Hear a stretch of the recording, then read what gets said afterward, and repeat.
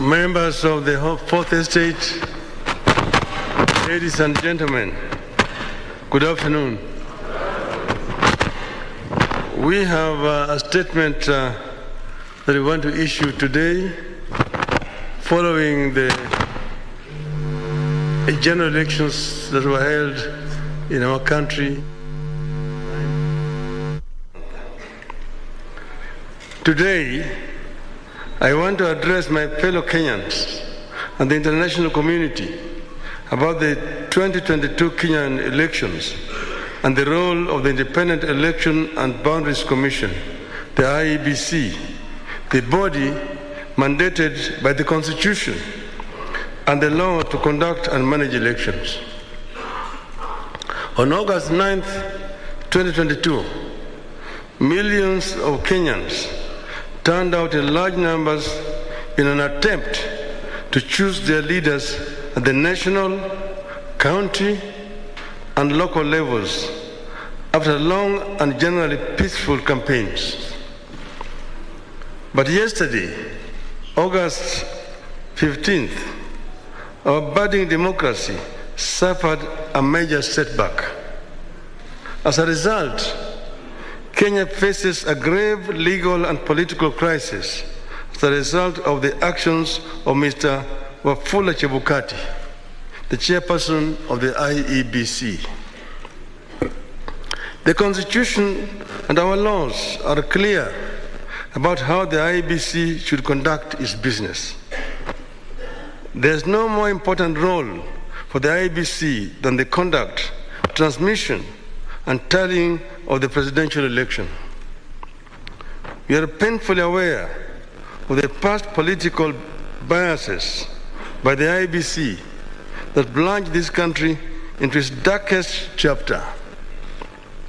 The terrible memory of the aftermath of the 2007 elections are still fresh in our minds. In 2017, the Supreme Court of Kenya nullified the presidential election again because of the misconduct of the IEBC. What we saw yesterday was a travesty and a blatant disregard of the Constitution and the laws of Kenya by Mr. 𝒓𝒊𝒈𝒉𝒕 and a minority of IEBC commissioners.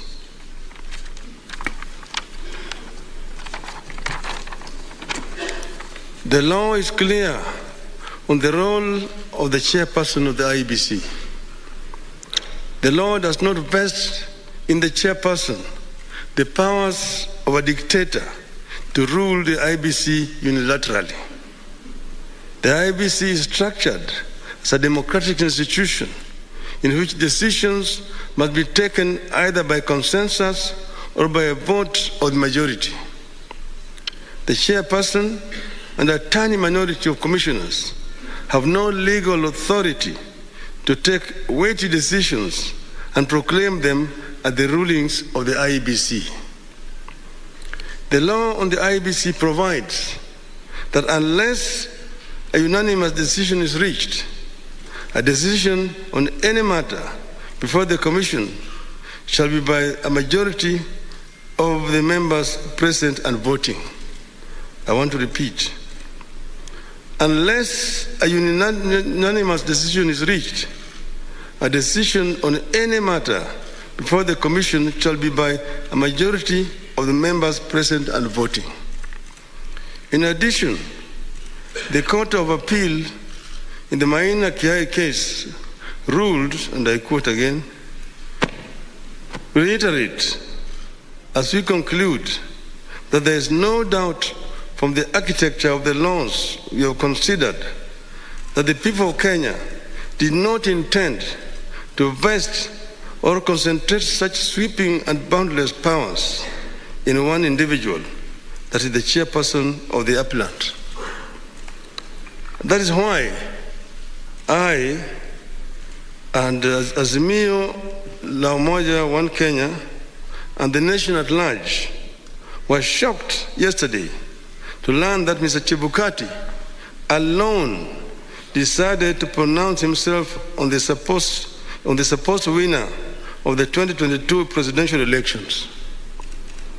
We understand that only Mr. 𝒓𝒊𝒈𝒉𝒕 alone had access to the tally of the presidential vote. He denied all the commissioners access to that information until he suddenly appeared before the commissioners in the late afternoon to present them with a fait accompli.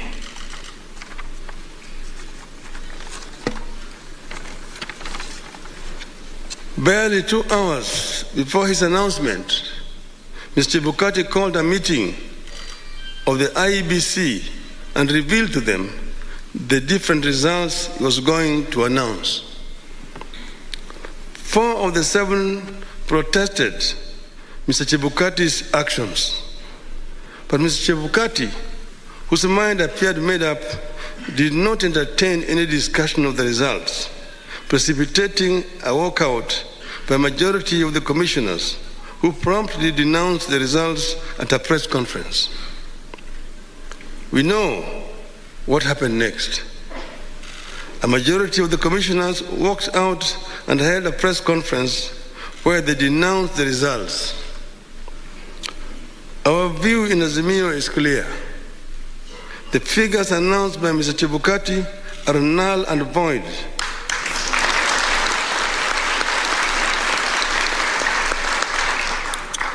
I repeat, the figures announced by Mr. 𝒓𝒊𝒈𝒕 are null and void and must be quashed by a court of law.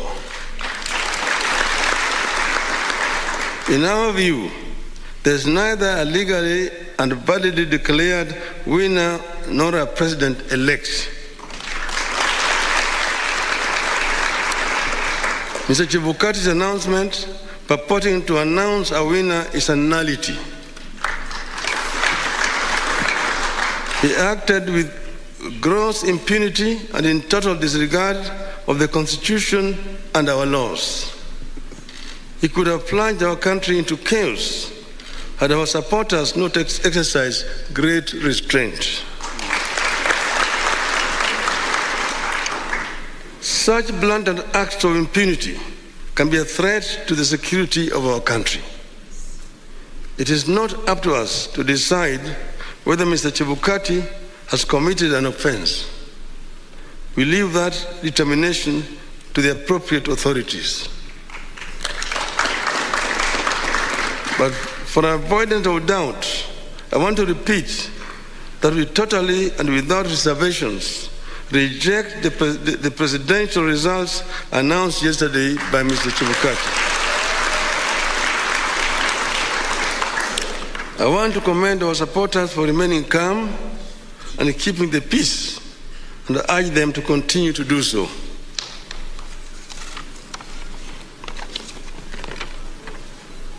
Let no one take the law into their own hands. We are pursuing constitutional and lawful channels and processes to invalidate Mr. 𝒓𝒊𝒈𝒕's illegal and unconstitutional pronouncement. We are certain that justice will prevail.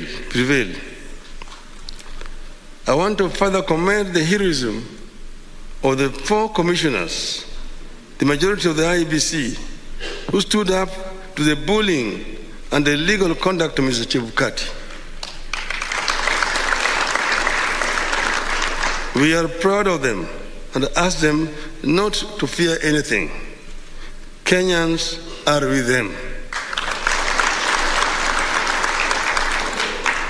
Today, I do not want to fully address our strategies going forward, but suffice it to note that we will be pursuing all constitutional and legal options available to us. We will do so because we regard the many flaws in the elections and the wrongs committed by the IEBC as fatal to the process and the outcome announced by Mr. 𝒓𝒊𝒈𝒕. We urge Kenyans and the friends and partners of Kenya abroad to stand tall and be counted as we seek to advance the ideals of democracy and an open society that we have always stood for. We will pursue justice for our supporters and for all Kenyans so that their choices are respected and honored. May God bless you and may God bless Kenya.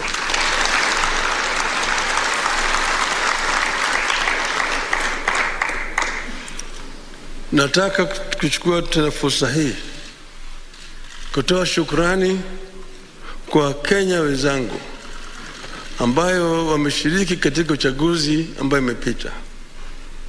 Wameonyesha ujasiri, wameonyesha uzalendo na upendo kwa nchi yao. Wakenya kila mahali walijitokeza wakapiga kura kwa njia ya amani. Na sasa yale ambayo yalibaki ni tume ya uchaguzi kuhakikisha kwamba ile ndoto ya Wanakenya imeheshimiwa. Tumegundua hitilafu ambayo imefanyika katika IEBC ambayo imejaribu kutaka kukiuka yale ambayo Wakenya wenyewe walikuwa wamefanya. Tumeona yale ambayo imefanywa na yule mwenyekiti wa tume ya uchaguzi Bwana 𝒓𝒊𝒈𝒉𝒕 kwa kujaribu kupindua ili uamuzi ya Wakenya. Anafanya hivyo bila kushauriana na wale wenzake ambaye wako pale pamoja naye katika tume ya uchaguzi. Sisi wana Kenya na wana Azimio tunapenda amani. Tunapenda umoja wa Kenya. Tunataka kuona kama Wakenya wameungana kama kitu kimoja. Ndio tunaongea juu ya Azimio la umoja. Tuko na nia ya kuona kwamba Kenya imetoka katika janga la ufukara, janga ya kutokuwa na amani na janga ya ubaguzi ya kikabila, ili Wakenya waungane kama watu moja waweze kutekeleza wajibu yao kulingana na ndoto ya uanzilishi wa taifa letu. Hatutakubali, nataka kurudia haya, hatutakubali mtu mmoja ajaribu kuleta vurugu katika taifa letu, kujaribu vile vile kubadilisha yale ambayo Wakenya wameamua kama watu moja. Wakenya hawatakubali, hatutakubali. Tutazidi kutetea nchi yetu na katiba letu kama Wakenya ili Kenya iweze kuendelea mbele. Asante. Naam, mtazamaji, kauli yake mpeperusha bendera wa muungano wa Azimio la Umoja One Kenya Raila Odinga kuhusu matangazo ama matokeo ya kinyang'anyiro cha kiti cha urais ambayo yaliwekwa bayana na mwenyekiti wa IEBC 𝒓𝒊𝒈𝒉𝒕 hapo jana, yakimtangaza naibu rais William Ruto ambaye anatokea mrengo wa Kenya Kwanza ama UDA kuwa ndiye rais mteule katika kinyang'anyiro hiki. Ni kauli yake Raila Odinga hapo akipinga, akisema kwamba hawakubaliani na matokeo hayo, akisema kwamba kunayo malalamishi ama kunazo semi ambazo zimetolewa na baadhi ya makamishna ambao ni 4 wanaotokana katika makamishna 7 wanaounda ile kamati ama ile tume ya IEBC, akisema kwamba 4 wao hawakukubaliana, na tumetoka kusikia tu saizi masuala ambayo makamishna hao 4 wameyaelezea pale. Kwa hivyo muungano ama mrengo wa Azimio la Umoja One Kenya wanasema kwamba hayo ni mojawapo ya yale masuala ambayo yanajitokeza waziwazi kuonyesha kwamba palikuwa na hitilafu ambazo hazingeweza ama hazikuwa za sawa za kumwezesha 𝒓𝒊𝒈𝒉𝒕 kutangaza mshindi wa kiti cha urais hapo jana, na kwamba ni dhahiri shahiri kwamba kuna sheria ambazo zilikiukwa. Raila akisema kwamba hawatokubali kutulia ama kunyamazia tu hitilafu hizo ama ukiukaji wa sheria hiyo iliyokiukwa hapo jana, na kwamba watakuwa wanaelekea mahakamani kuelezea wasiwasi wao ama kuelezea hali hiyo ambao wanasema ni kama wamenyimwa ama matokeo hayo haya ambatana na jinsi walivyotarajia ama jinsi alivyopaswa kuwa. Cha msingi lakini ni kwamba amesema ameshukuru wa Kenya na wafuasi mbalimbali ambao wameweza kudumisha amani, wamekuwa watulivu, akiwarai zaidi kwamba wakaendelee kudumisha amani hiyo, kudumisha utulivu huo, kwamba watakuwa wanafuata njia ya sawa ya kuelekea mahakamani, kuelezea ni yapi ambayo hawajaridhika nayo, kuelezea ni yapi ambao wao kama waliokuwa kiungo muhimu katika kinyang'anyiro hicho, manake ni wagombea wawili waliokuwa wamekaribiana sana katika matokeo yao ama katika ushindani huu, na kwamba kama hao ambao pia walikuwa mmoja wale ambao walikuwa karibu sana ama ni wale ambao waliokuwa karibu sana wakiwania kiti hicho, basi hawataweza kukubali. Ni kongamano ambalo limewaleta pamoja viongozi mbalimbali wanaoegemea mrengo huo. Kumbuka ni mrengo ambao umewaleta pamoja viongozi, umeleta pamoja vyama vingi tofauti tofauti, viongozi walioshinda katika kinyang'anyiro hichi katika muungano huo, viongozi pia ambao wengine bado pia hawakushinda lakini bado wanaungama na manifesto za muungano huo, wafuasi mbalimbali waliotoka pengine maeneo kama mbalimbali ama kama hapa jijini Nairobi, lakini wamekuwa wakikongamana katika ukumbi huo wa KICC. Kama unavyoona kwa sasa ni kauli yake Raila Odinga, ameshamaliza kuiweka bayana hapo kwa Wakenya. Tangu jana IBC ilipozungumzia matokeo hayo, Raila hakusema kitu, japo tuliona hawa viongozi wengine wanaoegemea mrengo huo wakitoa lalama zao katika mitandao ya kijamii, pia wakisema kwamba pengine kama hawakubaliani nayo, kwamba haikuwa sawa, na kwamba pia wanaegemeza pia hizo kauli zao ama msimamo wao kutokana na zile semi za makamishna waliojitokeza kusema kwamba matokeo hayo ama hesabu haikuwa sawa, na kwamba hawakujumuishwa katika kujaribu kudadisi ama kuthibitisha ama kukagua ile hesabu iliyoletwa mbele yao na ile kamati yao ama timu yao ya kiufundi, ile technical team yao ambayo ilikuwa nyuma ya pazia pale ikifanya hizo hesabu, kwamba hawakuweza kuzikagua na kwamba hawakuweza kuziangalia vizuri. Kwa hivyo ni kauli yake Raila hiyo ndio ametoka kumaliza kuizungumzia hapo KICC, akiwa ameandamana na viongozi mbalimbali, akiwa ameandamana na wafuasi mbalimbali, akielezea Wakenya kuendelea kuwa na utulivu, akielezea wafuasi wake kuendelea kuwa na utulivu, na kwamba watafuata njia iliyo sawa. Kwa hivyo ni kwamba ni bayana kwamba watakuwa wanaelekea mahakamani, manake katika kutolewa matangazo hayo basi kulimwacha Raila na tunasema mwelekeo ama mielekeo mbalimbali, kama ni kuelekea mahakamani iwapo atakuwa anapinga, kama atakuwa anaelekea mahakamani, na iwapo kama atakubali basi itakuwa pia ni mwelekeo mwingine ule ambao angeweza kuchukua. Lakini kwa sasa ameeleza bayana kwamba hakubali na kwamba atakuwa anaelekea mahakamani. Yupo pale kama unavyoona, ndio anatoka katika sehemu zile za KICC. Msongamano bila shaka ni wa watu, msongamano wa viongozi mbalimbali waliokuwa wameandamana naye na pia walinzi wake waliokuwa karibu naye, wakijaribu kumtengenezea nafasi pale apate njia kufikia gari lake ili aweze kuabiri gari lake, lakini bado ni kama yuko katika maeneo yale. Anaweza kuwa anaelekezwa katika chumba fulani pengine kwa mazungumzo zaidi, tutakuwa tunafahamu vyema, lakini mwanahabari wetu Beatrice Gatonyo yuko pale, atakuwa anatujuza ni yapi yanajiri. Ni msafara ule, ni magari yaliyopangwa ambayo yalikuwa yameandamana na msafara wote wa Raila kufika katika ukumbi ule wa KICC. Kwa hivyo yoyote atakayojiri kutoka sasa katika maeneo yale tutakuwa tunakuletea kwa njia moja kwa moja, lakini kwa sasa kauli ndio hiyo ushaipata. Raila huyo amekaribia gari lake, pengine atakuwa ni mwenye kuingia na kuelekea maeneo anayofaa kuelekea kwa sasa, akishaweka bayana kwamba atakuwa anaelekea mahakamani na kwamba hakubaliani na matokeo yaliyotangazwa jana na tume ya IBC. Kulingana na matokeo hayo yaliyotangazwa jana ambayo yalimpatia Raila kura ngapi? Kura milioni 6.9, naye naibu rais milioni 7.1, na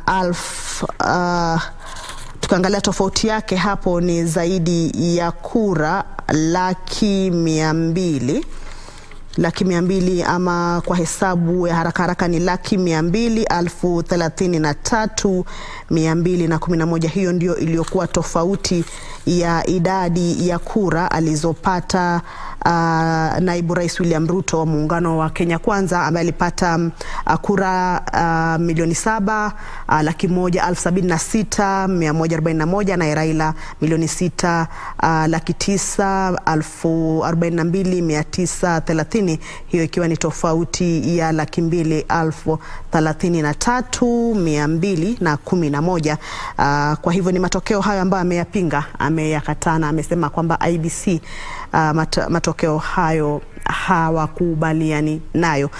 Kwa hivyo bila shaka litakuwa ni gumzo, manake si mara ya kwanza kwa Raila pia kupinga matokeo ya urais katika miaka ya nyuma. Kumbuka amejitosa katika kinyang'anyiro hiki cha kiti cha urais. Hii ilikuwa ni mara yake ya 5 kujitosa kwenye kinyang'anyiro hicho, na kwa mara kadhaa tumeona kwamba mambo yamekwenda sivyo kwa upande wake na amekuwa akielekea mahakamani, na kauli ya mahakama pia ikawekwa bayana, na hivi sasa pia amesema kwamba atakuwa anaelekea kule kutafuta msimamo ambao anasema utakuwa unawafurahisha Wakenya wote, manake kwa sasa anasema bado hawajaridhika na matokeo ama matangazo yaliyofanywa na IEBC.